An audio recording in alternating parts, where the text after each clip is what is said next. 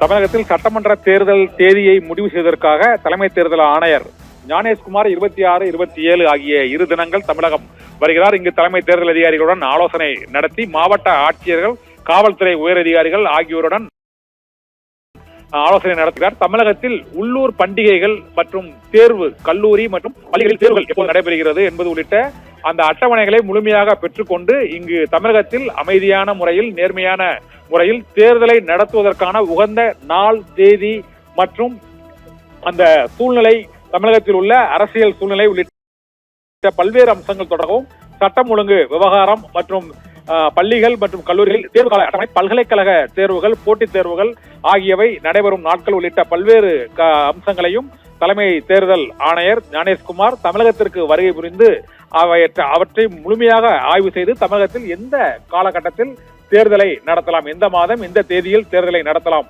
என்றும் தேர்தல் அறிவிப்பு வெளியிடக்கூடிய நாள் ஆகியவற்றை முடிவு செய்வதற்காக ஒரு இறுதிக்கட்ட ஆலோசனையை இங்கு மேற்கொள்ள இருக்கிறார். 2 நாட்கள் நடைபெறும் இந்த ஆலோசனையில் தமிழகத்தில் அரசியல் மற்றும் சமூக பொருளாதார சூழ்நிலைகளை அவர் ஆலோசித்து மார்ச் மத்தியில் தமிழ்நாடு, புதுச்சேரி, கேரளா உள்ளிட்ட அசாம் உள்ளிட்ட 5 மாநிலங்களுக்கான தேர்தல் தேதியை எப்போது அறிவிப்பது என்பது குறித்து இந்த ஆலோசனையில் தலைமை தேர்தல் அதிகாரிகளிடம் ஆலோசிக்கிறார்.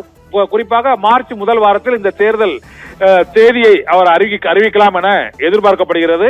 தேர்தல் தேதி அறிவிக்கப்பட்ட பின்னர் 1 மாத காலத்தில் அந்த சட்டமன்ற தேர்தல் தேதிக்கான அட்டவணை வெளியிடப்படும். அந்த தேர்தல் காலத்திற்கான பிரச்சார தேதிகள் மற்றும் தமிழகத்தில் சட்டமன்ற தேர்தல் நடத்துவதற்கான நாட்களை முடிவு செய்வதற்காக தலைமை தேர்தல் ஆணையர் ஞானேஷ்குமார் தமிழகம் வருகிறார். இதைத் தொடர்ந்து கேரளா, அஸ்ஸாம் மற்றும் 5 மாநிலங்களில் தேர்தல் நடத்துவதற்கான அந்த நாட்களை முடிவு செய்யும் பணியில் தலைமை தேர்தல் ஆணையர் தீவிரமாக ஈடுபட்டிருக்கிறார். தமிழகத்தில் நடைபெறும் ஆலோசனைக்கு பிறகு அவர் தொடர்ந்து கேரளா, அசாம் உள்ளிட்ட மாநிலங்களுக்கும் அவர் செல்ல இருக்கிறார். இதன் பின்னர் 5 மாநிலங்களுக்கும் சட்டமன்ற தேர்தல் தேதியை அதிகாரப்பூர்வமாக மார்ச் முதல் வாரத்தில் அறிவிக்கப்படுவதற்கான வாய்ப்புகள் இருக்கிறது. இது குறித்து 26, 27 ஆகிய 2 தேதிகளில் அவர் கட்சி நிர்வாகிகள், மாவட்ட ஆட்சியர்கள், வருமான வரித்துறை அதிகாரிகள், அமலாக்கத்துறை அதிகாரிகள் என அனைத்து துறை, வருவாய்த்துறையினர் உள்ளிட்ட பல்வேறு துறையினர்களுடன் இந்த ஆலோசனை கூட்டம் நடைபெற இருக்கிறது. மார்ச் முதல் வாரத்தில் இந்த தேர்தல் தேதி